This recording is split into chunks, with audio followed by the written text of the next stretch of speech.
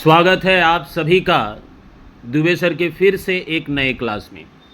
प्यारे बच्चों, मैं आज फिर से आप लोगों के लिए एक नया वीडियो लेकर आया हूं और आज यह सेमेस्टर सिस्टम जो चल रहा है इस समय उसका यह दूसरा वीडियो मैं आपको हिंदी का देने जा रहा हूं। और आज हमारे पाठ का विषय है सूरदास के पद। आज हम सब सूरदास के पद जो आपके नए सिलेबस में आया है उससे संबंधित MCQ करेंगे। और जैसा कि आपको पता है कि सेमेस्टर 1 के सारे एग्ज़ाम्स MCQ में होने वाले हैं, तो चलिए बिल्कुल बने रहिए दुबे सर के साथ ताकि आपके परीक्षा में अच्छे अंक आ सके। शुरू करते हैं बिना विलंब किए। बार बार कहना उचित तो नहीं लगता, लेकिन फिर भी मैं कहूँगा कि अगर आपने अभी तक मेरे चैनल को सब्सक्राइब नहीं किया है तो सब्सक्राइब कर लें।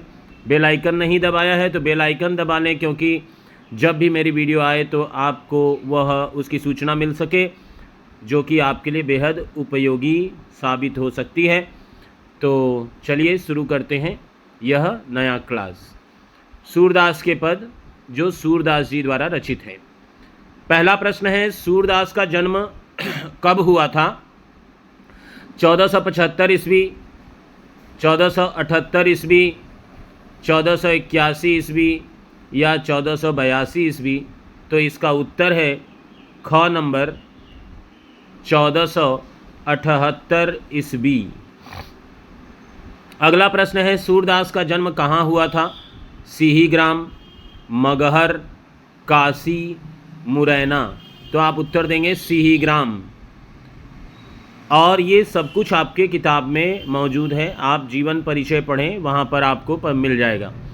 सूरदास के पिता का नाम था रामदीन, रामदास, राम प्यारे, राम दुलारे? तो आप उत्तर देंगे रामदास, जो कि ख नंबर में है। अगला प्रश्न है, सूरदास के पिता थे संगीतज्ञ, विशेषज्ञ, आचार्य, गायक? तो इसका उत्तर है गायक। अगला प्रश्न है, सूरदास प्रारंभ में कहाँ रहते थे? काशी, गऊ घाट, उत्तर प्रदेश, एटा? तो इसका उत्तर होगा गऊ घाट, जहाँ पर सूरदास पहले प्रारंभिक जीवन में रहते थे। अगले प्रश्न की तरफ बढ़ते हैं। साथ ही साथ मैं बता दूं कि आप अगर 2 बार 3 बार इन वीडियोस को देखते हैं तो आपके सारे प्रश्न उत्तर जो आपके एग्ज़ाम में शायद आने वाले हैं वो सब कुछ का जो डाउट्स है वो क्लियर हो जाएगा। तो इसलिए आप लोग इन सभी प्रश्न उत्तरों को 1 बार 2 बार ज़रूर अधिक बार देखें ताकि आपको ऐसे ही याद हो जाए बिना बुक पढ़े। अगला प्रश्न है, श्री कृष्ण पानी के भीतर दिखने वाले चंद्रमा को क्यों नहीं पकड़ पा रहे थे? परछाई के कारण, नकली होने के कारण, झलमलाने या हिलने के कारण, या इनमें से कोई नहीं? तो अगर आप पाठ पढ़े हैं तो आपको पता होगा कि इसका उत्तर ग है, और झलमलाने और हिलने के कारण श्री कृष्ण पानी के अंदर मौजूद उस चंद्रमा को नहीं पकड़ पा रहे थे। आकाश का चंद्रमा दिख पड़ता था बहुत दूर, बहुत पास, एकदम गोल या एकदम पतला? तो पाठ के अनुसार इसका उत्तर है ख नंबर बहुत पास। अगला प्रश्न है, श्री कृष्ण किसके रोकने से रुकने वाले नहीं थे? श्री कृष्ण किसके रोकने से रुकने वाले नहीं थे? नंद बाबा, वासुदेव जी, देवकी या यशोदा? तो उत्तर होगा यशोदा मैया। यह तो झलमलात झकझोरत कैसे कै जू चहोंगो में यह से किसकी ओर संकेत है? यशोदा की ओर, नंद बाबा की ओर, चंद्रमा की ओर या सूर्य की ओर? तो इस लाइन के अनुसार आप देख रहे हैं, यह तो झलमलात झकझोरत, मैया यह तो हिल रहा है, और कैसे इससे मैं अपनी इच्छा पूरी करूँगा, कैसे पकड़ूँगा? तो इसका उत्तर है चंद्रमा, जो कि ग नंबर में मौजूद है। तुम्हारो प्रेम प्रगट में जानत, बौराए न बहोंगो में तुम्हारे से किसकी ओर संकेत है? नंद बाबा, उद्धव, चंद्रमा या यशोदा मैया? तो इसका भी उत्तर होगा यशोदा मैया। अगला प्रश्न है, लइहोरी मैया, लइहोरी माँ चंद लहोंगो पंक्ति किस भाषा में रचित है? हम सब जानते हैं सूरदास ब्रज भाषा में अधिक रचनाएं रचे हैं, तो इसका उत्तर होगा ब्रज।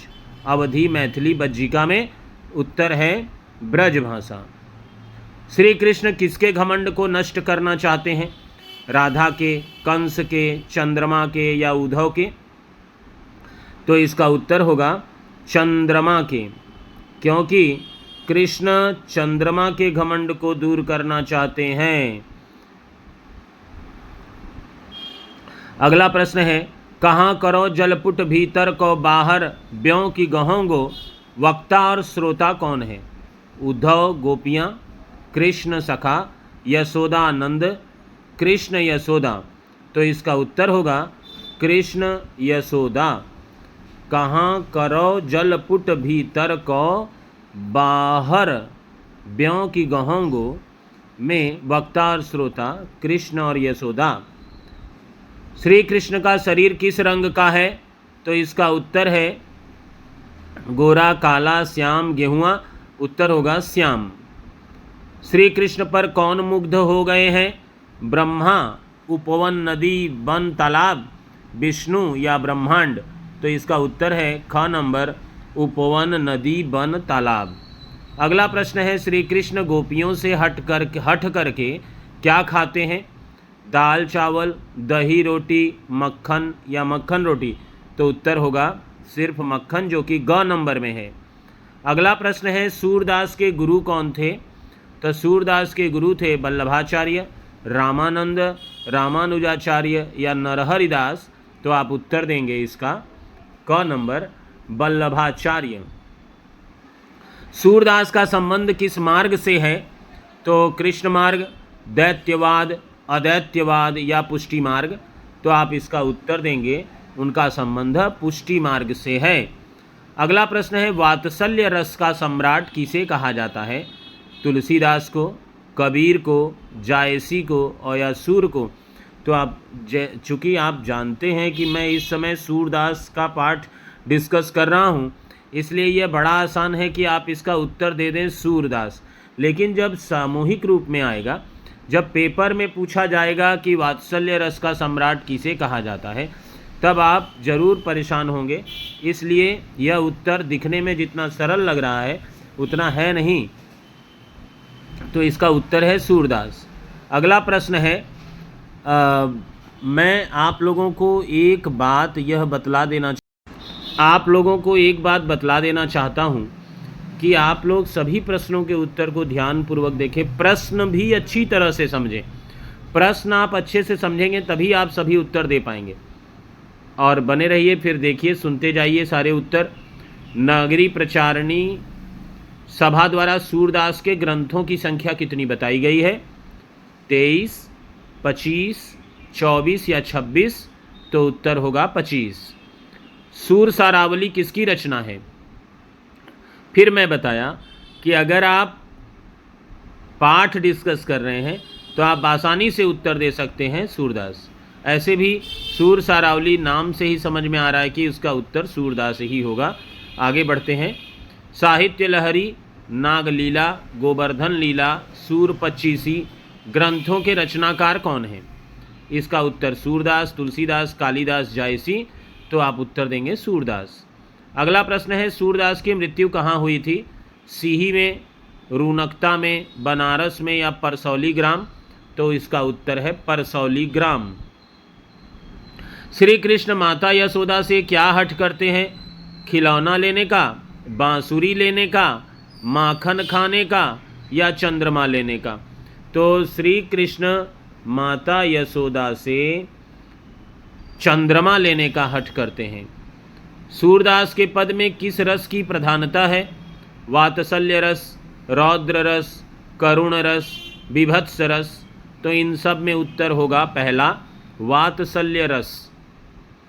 लइहोरी माँ चंद लहोंगो में किस राग का समावेश है? राग केदारो, राग रामकली, राग जासावरी या सारंग? उत्तर होगा राग रामकली। लइहोरी माँ चंद लहोंगो में किस राग का समावेश है? तो राग रामकली, ख नंबर। श्री कृष्ण किसे पाने की बात कहते हैं? गोपियों को, राधा को चंद्रमा को या यशोदा को, तो श्री कृष्ण चंद्रमा को पाने की बात करते हैं। मार्ग चलत अनीति करत है, पंक्ति किस भाषा में रचित है? अवधी, ब्रज, मगही या मागधी? मैं आपसे फिर से कहूं कि सूर की अधिकतर रचनाएं ब्रज में हैं, तो आप इसका उत्तर देंगे ब्रज में, और ये ब्रज भाषा में रचित है। तो मार्ग चलत अनीति करत है। गोपियों को सौतिया जलन किससे है? राधा से, मीरा से, रुक्मिणी से, मुरली से। तो इसका उत्तर होगा मुरली से। गोपियों को सौतिया जलन मुरली से है। श्री कृष्ण को सबसे अधिक प्रिय कौन लगती है? राधा, मुरली, गोपियाँ या कुब्जा? इस पाठ के अनुसार श्री कृष्ण को सबसे अधिक प्रिय मुरली लगती है। मुरली किसके अधरों की सैया पर लेटकर अपने पांव दबवाती है? पाठ पढ़े होंगे तो आपको पता होगा। कृष्ण द्वारा मुरली को अपने अधरों पर यानी होठों पर लगाकर, हाथ को हिलाकर, उंगलियों को नचाकर उसे बजाना, उंगलियों को चलाकर उसे बजाना, इस बात को ध्यान में रखकर सूरदास जी ने कहा है कि मुरली कृष्ण के अधरों के बिस्तर पर लेटकर यानी होठ रूपी बिस्तर पर जाकर वह उनसे पैर दबवाती है। ये बात यहाँ कही गई है। तो मुरली किसके अधरों की सैया पर लेटकर अपने पांव दबवाती है? श्री कृष्ण, उद्धव, नंद बाबा, कंस। तो उत्तर होगा श्री कृष्ण। गिरधर किसे कहा गया है? श्री कृष्ण को, उद्धव को, नंद बाबा को, इंद्र को।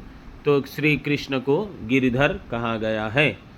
अगला प्रश्न है, राखति एक पाई ठाणो, पंक्ति किसके प्रति है?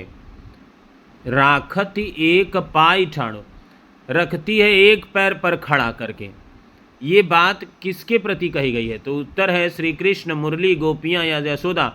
तो मैं बता दूं, जब कृष्ण मुरली बजाने लगते हैं तो वो एक पैर पे खड़े होकर अपने पैरों को एक दूसरे पर चढ़ाकर और फिर उसके बाद टेक लगाकर वो मुरली बजाते हैं।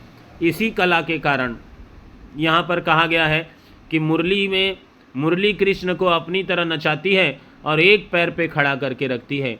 इसलिए यहाँ जो संदर्भ है, ये पंक्ति जो है किसके प्रति है? मुरली के प्रति।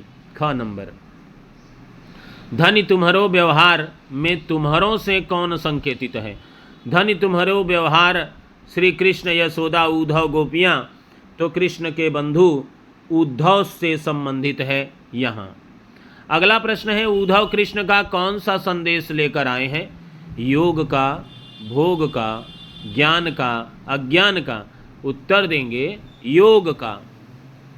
गोपियों के अनुसार श्री कृष्ण कुब्जा को किसकी शिक्षा दे रहे हैं? योग की, ज्ञान की, भोग की? इनमें से कोई नहीं। तो उत्तर है भोग की। याद रखिए, इसके पहले वाले प्रश्न का उत्तर मैंने योग बताया है और अभी वाले प्रश्न का उत्तर मैंने भोग बताया है। श्री कृष्ण ने चतुराई कहाँ से सीख ली है? मथुरा से, वृंदावन से, गोकुल से, कपट की पाठशाला से। उत्तर होगा कपट की पाठशाला। अगला प्रश्न है, गोपियाँ स्वयं को क्या बताती हैं? सीधी साधी ग्राम्य नारियाँ, छल छद्म उपयुक्त ग्राम्य नारियाँ, श्री कृष्ण की सेविकाएं? इनमें से कोई नहीं। तो उत्तर होगा पाठ में गोपियाँ अपने आप को सीधी साधी ग्राम्य नारियाँ बतलाती हैं। श्री कृष्ण ईमानदारों के साथ कैसा व्यवहार करते हैं? उत्तर है प्रेम करते हैं, सजा देते हैं, पकड़ लेते हैं। इनमें से कोई नहीं। तो आप उत्तर देंगे ईमानदारों को पकड़ लेते हैं, ये उत्तर है। अब भाई विषय ज्वाल की पुंजय, पंक्ति के रचयिता कौन है? बिना सोचे समझे, चूँकि फिर कहा कि चूँकि मैं सूरदास के पद डिस्कस कर रहा हूँ, इसलिए आपको ये बड़ा ही आसान है इसका उत्तर दे पाना। लेकिन जब ये सामूहिक रूप से पेपर में पूछा जाएगा तब आपको उत्तर देने में कठिनाई हो सकती है। इसलिए ध्यानपूर्वक इस लाइन को याद रखें। अब भाई विषम ज्वाल की पुंजय, पंक्ति के रचयिता कौन है? उत्तर है ख नंबर सूरदास। गोपियों को कौन दुख पहुंचा रही है? राधा, मीरा, कुंजय, इनमें से कोई नहीं, तो उत्तर होगा कुंजय। अगला प्रश्न है, गोपियां किसे अपना शत्रु मान रही हैं? कुंजों को, कुब्जा को, राधा को, उद्धव को, तो उत्तर होगा कुंजों को। गोपियां अपना शत्रु मान रही हैं। कुंजों को देखकर गोपियों को किसकी याद सताने लगती है? कुंजों को देखकर गोपियों को श्री कृष्ण की याद सताने लगती है, इसलिए इसका ऑप्शन ख सही है, श्री कृष्ण। अगला प्रश्न है, वायु, जल, कपूर, संजीवनी बूटी, चंद्रमा की शीतल किरणें गोपियों को किसके समान प्रतीत होती हैं? ईश्वर, श्री कृष्ण, ग्रीष्मकालीन सूर्य की किरणों की तरह, या इनमें से कोई नहीं, तो उत्तर होगा ग, ग्रीष्मकालीन सूर्य की किरणों की तरह। गोपियों के अंग प्रत्यंगों में को कौन लुंज पुंज कर रहा है? तो विरह, कंस, उद्धव या कामदेव, तो इसका उत्तर होगा कामदेव। और इस तरह से आपने सभी प्रश्नों को लगभग किया। जो कुछ भी बचा रहेगा वो एग्ज़ाम के अवसर पर मैं अवश्य ही आपको बताने की कोई चेष्टा करूँगा। फिर से मैं कह रहा हूँ, अगर आपने मेरे वीडियोस को लाइक नहीं चैनल को सब्सक्राइब नहीं किया, वीडियो को लाइक नहीं किया, तुरंत कर दीजिए। और ऐसा करने से आप तक मैं आसानी से पहुंचता रहूंगा और आपके लाभ को आप तक पहुंचाता रहूंगा। तब तक के लिए धन्यवाद। कमेंट अवश्य करें, जैसा भी लगा हो वीडियो, आपको अच्छा लगे बुरा लगे, आप उसे अवश्य ही कमेंट में बताएं। धन्यवाद। मिलते हैं एक और अगले वीडियो में।